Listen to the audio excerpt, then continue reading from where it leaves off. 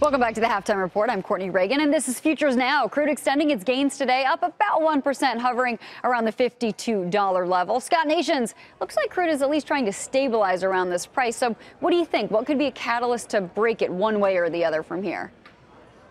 Well, I think, unfortunately, we got a little bit of bad news earlier today. Draw from stockpiles was less than half of what we had expected, and so that's why we've given back some of our gains. But generally, the news from OPEC and other producers has been pretty good. 1.2 million barrels per day is going to come off, and that's good. That's actually a little bit bigger decline than we had hoped for, at least if you're a bull. So I do think that the market has made a bottom, and I think we'll see 55 here relatively quickly. Okay, so draw less than expected, but Brian Stetland, what do you think about those recent OPEC cuts that Scott mentioned? Is that enough to keep the oil rally going?